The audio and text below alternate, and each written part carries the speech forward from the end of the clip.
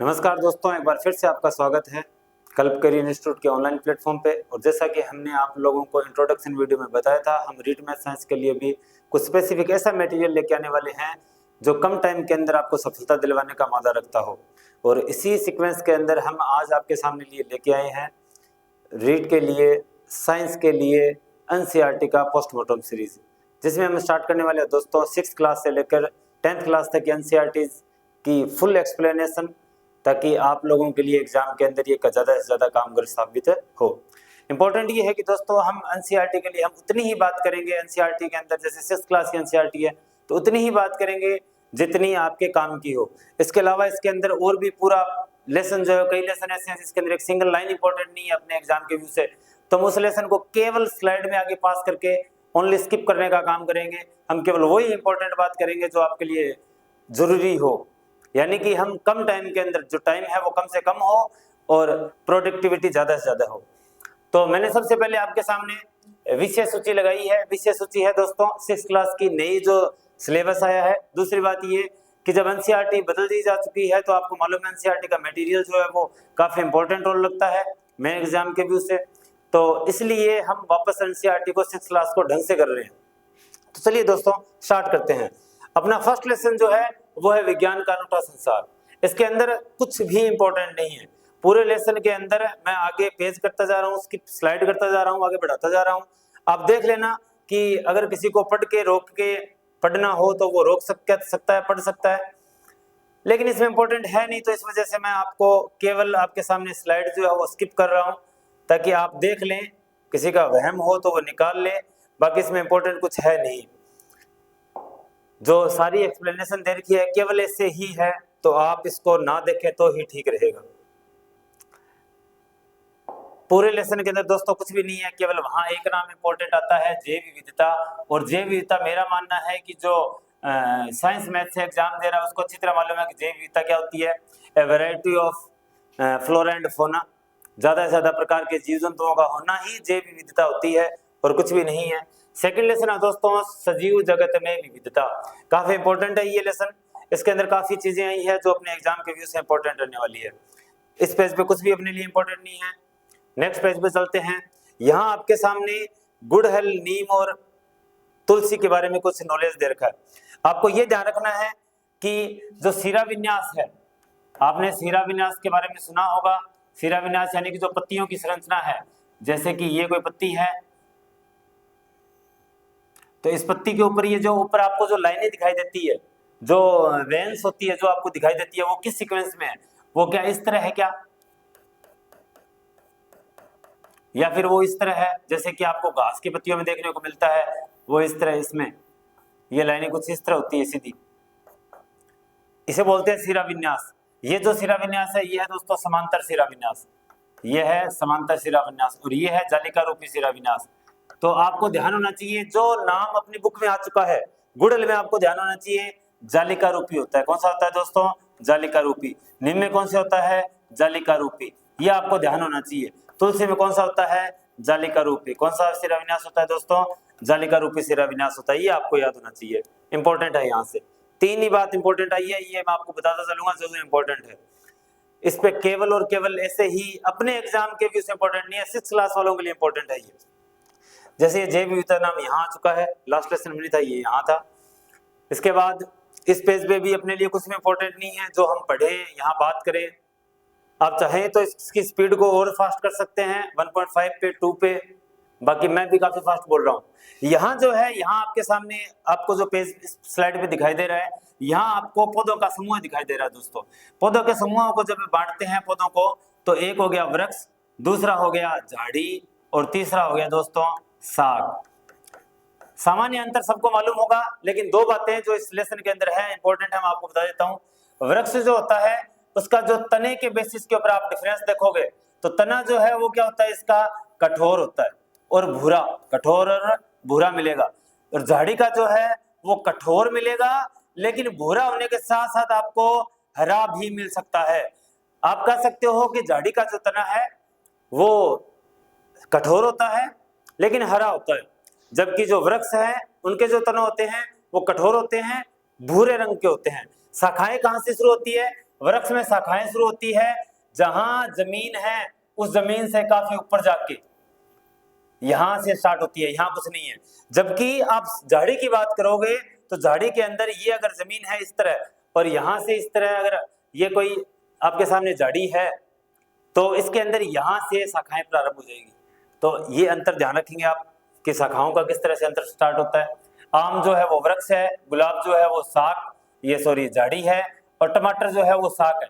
शाख क्या होता है दोस्तों? शाख काफी छोटे पौधे होते हैं हाइट के अंदर, और हरा तना होता है और मुलायम तना होता है, हरा और मुलायम तना होता है, बस इतना ही है और यह इंपॉर्टेंट नहीं है। आम का पेड़, इमली का बुंटा, उसके बाद झाड़ी हमने पढ़ लिया, गुलाब के पौधे को झाड़ी में शामिल किया जाता है, याद रखना है। आरोही लता जो ऊपर चढ़ती है, एक तो होती है क्लाइंबर, आप इंग्लिश में याद रखोगे ज्यादा बेटर रहेगा। क्लाइंबर जो है यानी जो क्लाइंब करती है, जो ऊपर चढ़ती है, और एक होती है क्रीपर, एक होती है दोस्तों क्रीपर। क्रीपर जो होती है वो इसे जमीन पर लंबी फैलती है, जैसे कि जो मतीरे की बेल होती है, ककड़ी की बेल होती है, ये बेल जो जमीन पर चलती है इन्हें बोलते हैं क्रीपर, विसर्पी, और जो ऊपर चढ़ने वाली है वो आरोही क्लाइंबर है। अब बात करते हैं शिराविन्यास की। फिर से हम पहले बात कर चुके हैं, नीम में कौन सा शिराविन्यास था याद कीजिए, तुलसी में कौन सा शिराविन्यास था याद कीजिए, गुड़हल में कौन सा शिराविन्यास था याद कीजिए। यहां आपके सामने और कौन सा दिखाई दे रहा है, गुड़हल की पत्ती का आपका शिराविन्यास आ गया, जालिका रूपी, ये इस तरह होता है, मैंने आपको बताया था। केले की पत्ती में दोस्तों समांतर शिराविन्यास है, घास की पत्ती में भी समांतर शिराविन्यास है। ये शिराविन्यास, जालिका रूपी शिराविन्यास, जो इंपॉर्टेंट चीज है वो आपको बताता जा रहा हूँ, एक्सप्लेन करता जा रहा हूँ, और कुछ भी नहीं है। यहां से आपके लिए एक इंपॉर्टेंट, आप ऐसे भी कह सकते हो कि पत्ती पर जो शिराविन्यास है और जो इसकी जड़ रहती है पौधे की, इन दोनों में एक संबंध पाया जाता है। जड़ भी दो प्रकार की मिलेगी आपको, एक तो मुसला मूल, कौन सी दोस्तों? मुसला मूल, मुसला मूल यानी कि मूल जड़ का नाम है। दूसरी है रेशेदार, दूसरी कौन सी है दोस्तों? रेशेदार जड़ है, रेशेदार मूल है। रेशेदार को ही एक नाम और कहते हैं जकड़ा जड़। कौन सी कहते हैं दोस्तों? जकड़ा जड़। आपको नाम याद रहना चाहिए, बोर्ड एग्जाम में पूछा जा सकता है, बोर्ड यानी RSMSSB बोर्ड एग्जाम में, ना कि 12th बोर्ड एग्जाम की बात कर रहा हूं मैं, या 10th की बात कर रहा हूं, ना 5th की बात कर रहा हूं। पत्ती में जो है वो समांतर शिराविन्यास, एक तो हो गया समांतर शिराविन्यास, दूसरा हो गया जालिका रूपी शिराविन्यास। जो समांतर शिराविन्यास है उसकी जड़ आपको हमेशा रेशेदार मिलेगी। जिस पत्ती का शिराविन्यास समानांतर हो उसकी मूल होगी रेशेदार मूल, और जिस पत्ती का शिराविन्यास जालिका रूपी हो उसके अंदर जड़ मिलेगी आपको मुसला मूल मिलेगी, मुसला जड़ मिलेगी। मुसला जड़ कैसी होती है दोस्तों? कि एक मेन जड़, उसके बाद उससे निकलती हुई दूसरी जड़, और दूसरी जड़ से निकलती हुई तीसरी जड़, यानी कि primary root, secondary root and tertiary root, इस तरह हो। जबकि रेशेदार मूल ऐसे होती है, ऐसे आप कभी किसी झाड़ यानी कि किसी घास के पौधे को उखाड़ के देखना, आपको इस तरह की जड़ मिलने वाली है। दूसरी बात, आपने मटर के पौधे को खोल के देखा होगा, मटर के बीज को खोल के देखा होगा, वो दो भागों में बंट जाता है। ये जो दो भाग होते हैं, इस एक भाग को कोटिलेडन बोलते हैं, बीज पत्र। क्या बोलते हैं इसको? बीज पत्र बोला जाता है। क्या बोला जाता है? बीज पत्र, यानी कोटिलेडन। अगर ये मटर के पौधे की तरह दो भागों में खुल रहा है तो है डाइकोटिलेडन। क्या है दोस्तों? डाइकोटिलेडन। और अगर वो कनक के यानी जो गेहूं होती है उसकी तरह दो भागों में नहीं बंट रहा है तो वो मोनोकोटिलेडन है। जो डाइकोटिलेडन है उसको द्विबीजपत्री कहते हैं, मोनोकोटिलेडन को एक बीजपत्री कहते हैं। एक तो क्या दोस्तों? Dicotyledon, dicotyledon. एक हो गया मोनोकोटिलेडन, एक हो गया मोनोकोटिलेडन। और मोनोकोटिलेडन जो है इसको कहते हैं एक बीजपत्री दोस्तों। क्या है? एक बीजपत्री। और डाइकोटिलेडन को कहते हैं द्विबीजपत्री। क्या कहते हैं दोस्तों? द्विबीजपत्री। तो डाइकोटिलेडन में हमेशा आपको जालिका रूपी शिराविन्यास मिलेगा, और जालिका रूपी शिराविन्यास तो आपको मुसला मूल मिलेगी। और एक बीजपत्री में आपको हमेशा कौन सा शिराविन्यास मिलेगा? समानांतर शिराविन्यास, और उसके अंदर जड़ आपको क्या मिलेगी? रेशेदार जड़ मिलेगी। यानी कि रेशेदार जड़, समांतर शिराविन्यास और एक बीजपत्री, ये तीनों साथ रहते हैं। दूसरा मुसला मूल, द्विबीजपत्री और जालिका रूपी शिराविन्यास, ये तीनों एक साथ रहते हैं। ये आपको अच्छे से याद रखना है, लिख लेना है। जकड़ा जड़ भी कहा जाता है किसको? रेशेदार मूल को। ये याद रखने हैं, शब्द आ जाते हैं दोस्तों। नेक्स्ट पेज पे हम बात करते हैं। यहाँ चने के पौधे में मुसला मूल आपको अच्छी तरह याद है, और पत्तियों में जालिका रूपी शिराविन्यास अभी आपको बता चुका हूं। और गए हुए पौधे में जकड़ा जड़ यानी कि रेशेदार और पत्तियां समानांतर शिराविन्यास। अगर आपको किसी का एग्जाम्पल आ भी जाए, मेन एग्जाम के अंदर किसी का एग्जाम्पल पूछ लिया जाए और आपको याद नहीं आ रहा हो कि इसके अंदर जड़ कौन सी मिलेगी या कौन सी नहीं मिलेगी, तो आपको इन दो चीजों पर ध्यान देना है। सबसे पहले उसकी पत्तियां याद रखने की कोशिश करनी है कि पत्तियां किस तरह की होती है।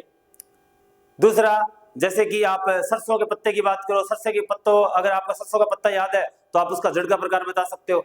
तो आपको इस तरह से ढूंढने की कोशिश करना है। आप सोचो दोस्तों कि सरसों का क्या होता है, सरसों की पत्ती के अंदर कौन सा शिराविन्यास होता है, उसके अंदर जड़ कौन सी होती है, मैं इस वीडियो के लास्ट में आपको बताऊंगा या फिर कमेंट बॉक्स में आपको डालूंगा। आपको आंसर देना है कि सरसों के अंदर किस तरह का शिराविन्यास पाया जाता है और किस तरह की जड़ पाई जाती है। इस पेज में भी कुछ अपने लिए इंपॉर्टेंट नहीं है। यहां से आपको जानकी अम्माल नाम देखने को मिलता है। ये एक भारतीय वनस्पति शास्त्री थी और साइलेंट वैली बचाओ आंदोलन के अंदर इनका इंपॉर्टेंट रोल रहा है। ये साइलेंट वैली बचाओ आंदोलन जो है वो केरल से संबंधित है दोस्तों। कहां से संबंधित है? केरल से। केरल में पाल ककाड़ से संबंधित है। यहाँ जो मछली है उसका जो शरीर है वो धारारेखित होता है, स्ट्रीमलाइन होता है, पंख होता है, फिन जिसको बोलते हैं हम। यहाँ आपको जो नाम इंपॉर्टेंट दे रखा है वो है अनुकूलन। अनुकूलन यानी कि अडेप्शन। दोस्तों अडेप्शन, अडेप्शन क्या होता है? अडेप्शन का मतलब है कि जिस परिवेश में हम रह रहे हैं, जिस पर्यावरण में हम रह रहे हैं, जिन सर्कमस्टांस में हम रह रहे हैं, उसके हिसाब से खुद को ढाल लेना। जैसे कि ऊंट का बीच का पैर जो है वो गायब हो गया, या फिर आप कहते हो कि जो सांप है उसके पांव गायब हो गए, जैसे कि आप कहते हो मनुष्य की जो पूंछ है वो गायब हो गई, अपने अपेंडिक्स की जो कहानी है, ये सब जो चीजें हैं वो अनुकूलन की ही बात है। नेक्स्ट देखो दोस्तों, यहाँ पर्वतीय क्षेत्रों में देवदार वृक्ष का आपको चित्र दिखाया गया है। इतना ही है चित्र, यानी कि आप देख सकते हो यहाँ ये रहते हैं। नागफनी जो है वो मरुस्थल का पौधा है। रेगिस्तान में रहने वाले जो ऊंट है उनका 1 कुबड़ और लद्दाख के ठंडे मरुस्थल में रहने वाले ऊंट के 2 कुबड़। आपको ये बात याद रखनी है, 2 कुबड़ है यहाँ और कुछ भी नहीं।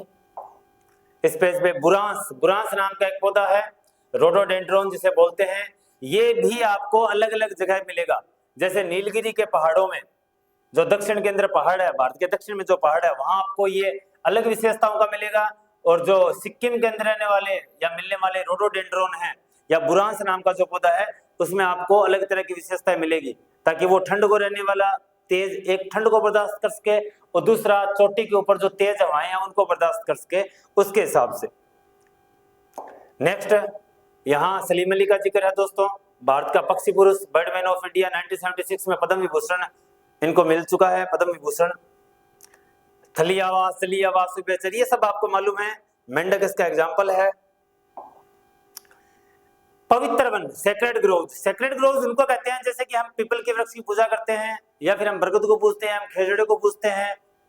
इनको हम काटने नहीं देते। तो एक बड़े वन को, बड़े जंगल को अगर हम पूजना स्टार्ट कर दें या उनको पवित्र घोषित कर दिया जाए ताकि उनका संरक्षण किया जा सके, तो ये सेक्रेड ग्रोव्स कहलाते हैं या फिर पवित्र वन कहलाते हैं। बंगाल टाइगर की घटती जनसंख्या संरक्षण के लिए 1973 में बाघ परियोजना प्रोजेक्ट टाइगर आरंभ की गई और 2022 में चित्ता पुनर्वास योजना प्रारंभ कर दी गई है दोस्तों। ये यहाँ नॉलेज दिया गया है इसके अंदर, तो ये आपको ध्यान रखना है और कुछ भी नहीं है। जो अपने काम की चीजें हैं, जिस लेसन के जितने हिस्से में अपने काम की चीजें, हम उन्हीं की बात करेंगे केवल। यहाँ अपना लेसन कंप्लीट होता है। एक और इसके अंदर इंपॉर्टेंट चीज है जो मैं आपको बता देता हूं, यहाँ राजमा। अब आपको ध्यान देना है, किसी को मालूम नहीं कि सर राजमा में किस तरह का शिराविन्यास मिलेगा, राजमा का प्रश्न आ जाता है। और यकीन मानो कि अगर राजमा का प्रश्न बोर्ड एग्जाम में आता है तो बहुत सारे स्टूडेंट इसको गलत करके आएंगे। अब राजमा का जब प्रश्न आएगा और आपने अगर ये क्लास लगा रखी है तो आपको कैसे फायदा होने वाला है? आपको याद करना है राजमा होता कैसा है। आपने राजमा खाया है तो राजमा इस तरह बंद होता है, इस तरह की स्ट्रक्चर होती है राजमा की। वो इस तरह से ओपन हो सकता है जैसे मटर का दाना ओपन हो सकता है। अगर ऐसा हो सकता है तो ये द्विबीजपत्री है दोस्तों। क्या है?